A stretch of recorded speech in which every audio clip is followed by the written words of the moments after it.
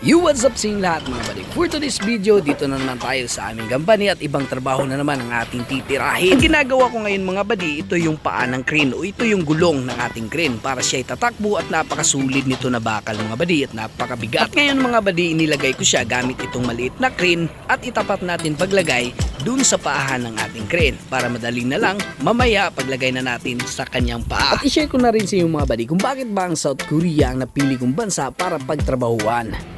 At ito mga buddy, pasok natin dyan sa loob, yung butas na yan. Ito, kailangan natin ito ilagay dito sa gilid niya. Yan yung pangpasok dyan sa loob. So tara, prepare na natin. At dyan nga inisa-isa ko na itinatapat ang paglagay ng ating sabuto. Yan yung ating ilagay mga buddy dyan sa butas na yan. Ganyan din isang diskarte na tutunan ko dito sa South Korea. Kailangan muna nating i-prepare ang lahat bago tayo gagalaw sa pagtrabaho para hindi tayo pabalik-balik. Mga boss, ito, spring washer, flat washer. Kasi ilagay natin yan dun sa may mga butas. Tirahin natin ngayon. Bali yan yun mga buddy. Yan, paa siya ng crane. So siya ang nagpapatakbo ng crane. Yan yung gulong niya. Right? Kaya na natin yung board. Yan. So ngayon, papasok natin dyan sa loob. At dito nga inumpisahan na natin ang paglagay ng ating mga bolt para mas madali ang ating paglagay dun sa may sabuto. At balik tayo dun mga buddy kung bakit nga ba ang South Korea ang napili kong pagtrabahuan na bansa. So alam nyo mga buddy, isa sa napakalaking opportunity na bansa ang South Korea para sa ating mga kababayan na sa Pilipinas. At lalo na sa lahat nating mga aspirant na nangangarap na magtrabaho sa ibang bansa, I recommend South Korea muna ang piliin nyo. Dahil sa mga qualification na hinihingi ng South Korea na alam ko ay qualified tayo. Pinipasok natin yung mga buddy.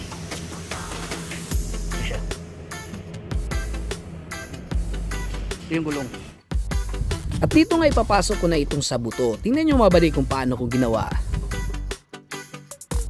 So ganito na yung purma mga buddy pag napasok na natin yung sabuto dito sa butas na to. At ang lahat ng yan ay paulit-ulit lang natin gagawin na yung sabuto ay papasok natin sa butas. So ngayon balik tayo sa qualification sa pag-apply sa South Korea. At kung gusto mo mag-apply sa South Korea, ito po yung mga qualification natin. Kailangan yung edad natin ay 18 years old hanggang 38 years old po tayo. Babae man o lalaki ang pag-apply sa South Korea ay pwedeng-pwede. Single or married ay pwedeng-pwede. Babae, tumboy, bakla ay pwedeng-pwede rin tayong mag-apply sa South Korea dahil ang South Korea ay wala po tayong discrimination. At lalo na dito sa South Korea, kung ikaw ay nag-a-apply na may tattoo ay pwede po kayong mag-apply. At wala ring basihan dito kung ikaw ay mataba o mapayat, matangkad o maliit. At kahit high school or elementary graduate ay pwede po kayong mag-apply dito sa South Korea bilang isang factory worker. At dito sa South Korea, kahit wala po tayong experience sa lahat ng trabaho bilang isang factory worker ay pwede po tayong mag-apply, di ba? Ang ganda. So ganito ka-advantage mga buddy sa pag-apply sa South Korea. Kaya ang South Korea ang napili ko noon na applyan. Dahil na kahit elementary graduate o high school graduate ay pwede po tayong mag-apply sa South Korea. Kahit wala po tayong mga experience tulad ng pag-welding ay pwede rin tayong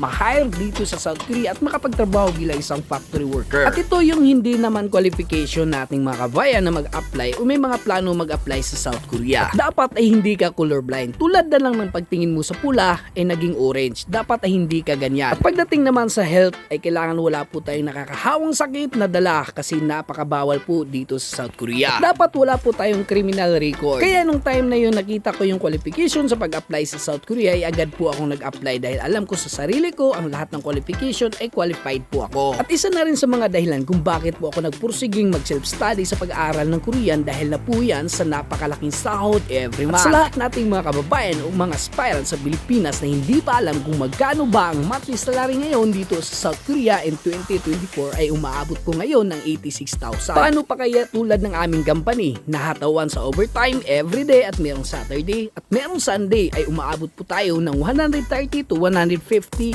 a month salary. Madumi at mahirap man yung ating trabaho, isipin na lang natin ay hindi natin makikita sa Pilipinas ang ganong kalaking sahod every month. Dahil nung nasa Pilipinas pa ako mga buddy, share ko lang yung aking karanasan. Kayod kalabaw po ang ginagawa ko nung time na yun pero ganun pa rin yung aking hirap sa buhay. Ay paikot-ikot yung aking salary hanggang sa wala nang matira sa aking bulsa every month. Kaya nagpursige akong mag-aral sa pagsi-self-study dito sa South Korea para maabot ko at maibigay ko ang magandang pangarap at magandang buhay sa aking pamilya at lalo na sa magandang kinabukasan ng aking mga anak. Kaya kailangan natin magsakripisyo at magtiyaga sa buhay para sa darating na araw may maganda tayong aanihin.